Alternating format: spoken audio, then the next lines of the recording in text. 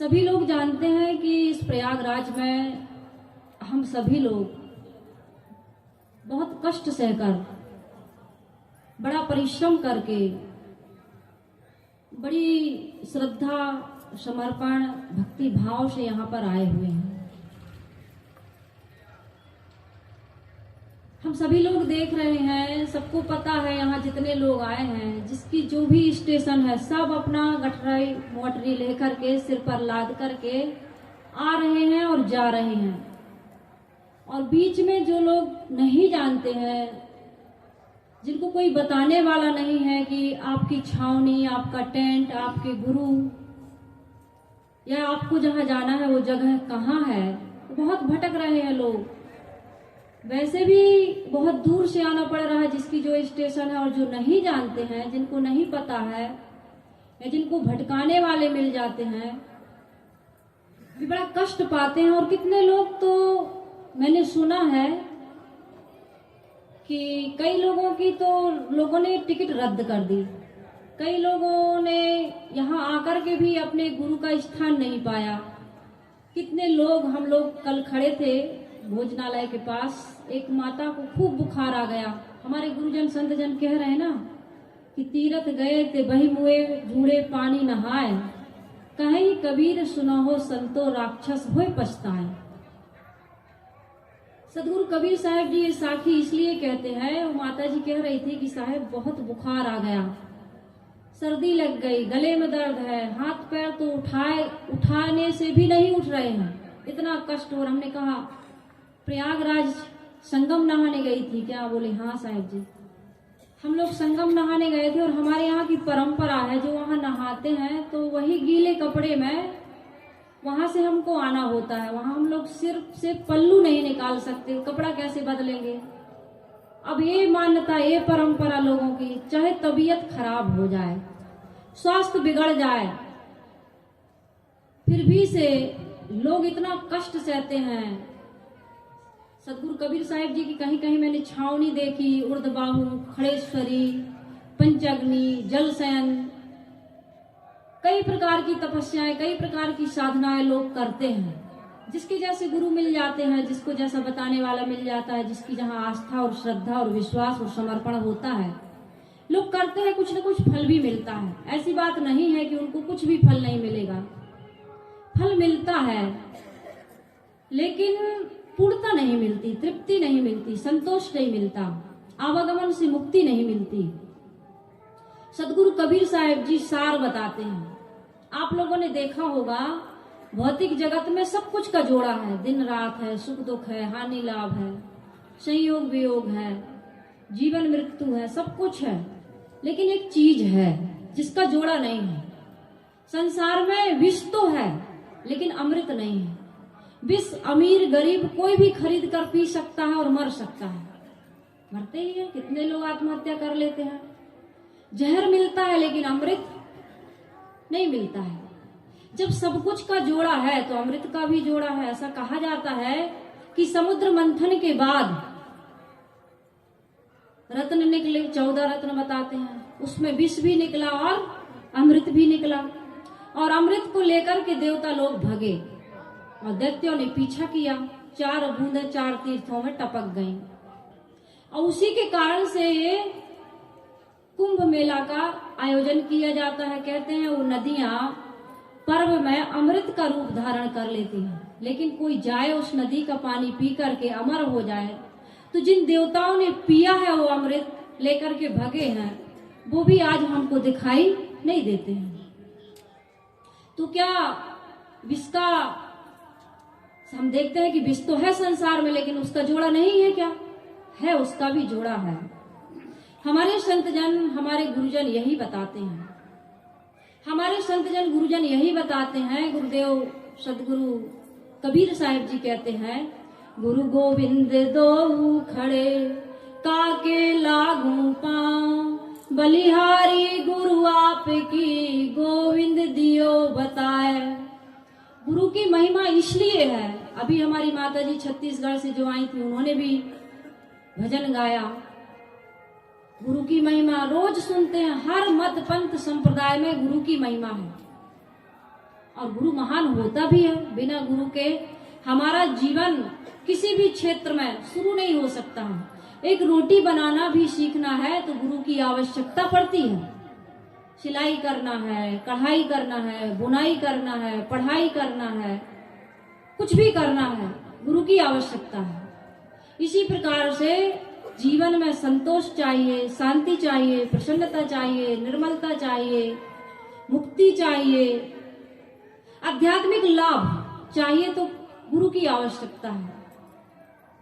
इसलिए मैं ये कह रही थी कि गुरु हमें यह बताता है कि संसार में सदगुरु कबीर साहिब जी कहते हैं कि विषय विष है और आत्मा का ज्ञान अमृत है। क्योंकि बाहर का सब कुछ परिवर्तनशील है। संसार में दो ही विषय हैं, एक जड़ और दूसरा चेतन। जड़ से ये जगत बना हुआ है, निर्माण, पुष्टि और विनाश हो रहा है। कुछ भी एक रस नहीं है। चाहे जवानी को ले ले, प्राणी पदार्थों को ले ले, परिस्थितियों को ले ले, कुछ भी स्थिर नहीं है। और इसी के पीछे हम भाग रहे हैं। कबीर साहिब जी कहते हैं, विश्व को अमृत कहत गंवारा। हम सभी लोग गंवार हैं। क्यों है? क्योंकि विषय रूपी विष को हम पान कर रहे हैं और उसी में उन्मत्त हैं। सदगुरु कबीर साहिब जी का बीजक ग्रंथ रत्न पढ़िए। यहाँ से आप लोग जाएंगे, सभी को लेकर के जाना चाहिए बीजक ग्रंथ रत्न। छत्तीसगढ़ के एक भक्त हैं, भजन गायक, यहाँ जो आते हैं वो जानते हैं, गुरु शरण जी। बहुत सुंदर भजन बनाए हैं गुरुदेव जी के ऊपर से और बीजक पर से। बीजक में है खजाना गड़े, नहीं जाने ला बड़े बड़े। आप लोग कुछ गंगा जल लेकर के जाते ही हैं, कोई 2 लीटर का, कोई 1 लीटर का, कितने लोग हैं 5-5 लीटर के। कितने लोग कहते हैं हम तो नहीं जा पा रहे, लेकिन हमारे नाम की डुबकी लगा देना। एक बार नहाना बड़ा कठिन है, लेकिन सुबह कितनी ठंडी होती है। मेरा भी गला खराब हो गया, बुखार है। भले बुखार आ जाए लेकिन हम 5 डुबकी 10 डुबकी लगाते हैं। तो मेरा निवेदन है कि बीजक लेके जाए। बीजक में आप पढ़ेंगे तो आपको अमरता का धन मिलेगा, अध्यात्म का धन मिलेगा, फिर भटकना बंद हो जाएगा। बिना गुरु के ज्ञान के हमारे जीवन का भटकाव समाप्त नहीं हो सकता है। इसलिए हमें करना क्या है? यहाँ तो हम बैठे ही हैं, सत्संग सुन ही रहे हैं। कितने लोग यहाँ आते हैं और छावनी की पूर्ति हो गई, भोजन कर लिए या जलपान कर लिए, गंगा स्नान करने, मेला घूमने और भी चीजों के लिए जाते हैं। जाना चाहिए, मैं इसका बिल्कुल विरोध नहीं करती। जब तक हम जाएंगे नहीं, देखेंगे नहीं, सुनेंगे नहीं, तब तक हमें ज्ञान नहीं होगा। बहुत कुछ ज्ञान हमको मिलता है घूमने से, गंगा नहाने से, कई प्रकार का हमको लाभ होता है। लेकिन सबसे बड़ा लाभ क्या है? अभी साहब कह रही थी, प्रथम भक्ति संतन कर संगा और दूजी रति मम कथा प्रसंगा। गुरुपद पंकज सेवा, तीसरी भक्ति अमान, चौथी भक्ति मम गुण गण करही कपट तजी गान। आप रामायण को पढ़िए। प्रथम भक्ति संतन कर संगा। हम यहाँ आए हैं, संतों के दर्शन करें, सेवा का लाभ लें और फिर घूमना फिरना टहलना, इसके लिए तो हम आए ही हैं।